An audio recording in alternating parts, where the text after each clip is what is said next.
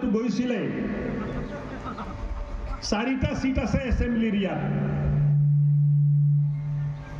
যোৱাবাৰতো আমি এটাও সিট জিকা নাই ইয়াত এইবাৰ ডিলিমিটেশনৰ পিছত অন্তত 2টা সিট জিকিব পৰা আমাৰ হৈ গল আৰু এই দুটাতো আমি কোনো জীৱনতে নিজিকো কি নাম জলেশ্বৰ এতিয়া জলেশ্বৰত আমাক ভোট দিয়া মানুহ বহুত নাই 8-10 হাজাৰ মানুহ আছে সো এই কাৰণে নিজৰ ভেটিটো ধৰি ৰাখক নহলে আহা প্ৰজন্মক উত্তৰ দিব লাগিব যে ভেটি কিয় হেৰাই গল জাতি কিয় হেৰাই গল মাটি কিয় হেৰাই গল এই উত্তৰটো আমি দিব লাগিব আৰু এই যদি জাতি মাটি ভেটিটো যদি বচাব খুজে একগোট হ'ব লাগিব ৰাভা বড়ো বাকি যিখিনি জনগোষ্ঠী মানুহ আছে সবে একগোট হৈ আমি এটো ধৰি ৰাখিব লাগিব আৰু উন্নত ৰাভা সাং আমি বনাব লাগিব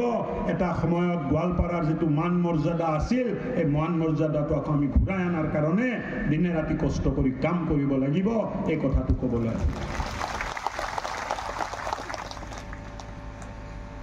এতিয়া গোৱালপাৰাৰ কথা কলে অকল টপিহে চিন্তাত পৰে দাড়ি চুক মানে চিন্তাত পৰে আৰু পাজামাও ইহঁতে যিবিলাক পিন্ধে 1 ফুট 6 ইঞ্চি ওখ কৰি পিন্ধে কিয় পিন্ধে বা মই নাজানো যিয়ে নহওক নিজৰ মানুহক সুৰক্ষিত কৰা দায়িত্ব আপোনালোকে আমাক দিছে দিল্লী দিছপুৰ দুধনৈ সব জায়গাত এই কাম আমি কৰিম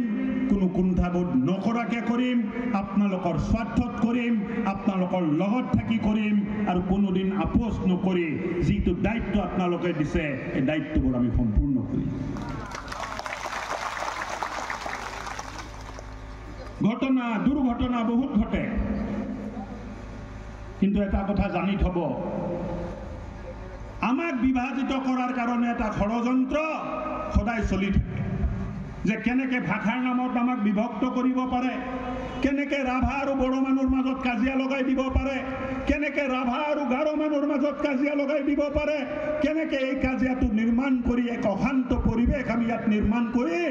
ৰাজনৈতিক মুনাফাটো ল'ব পাৰো তাৰ বাবে সদায় চিন্তা কৰি থকা এটা সংগঠন ইয়াত কাম কৰি থাকে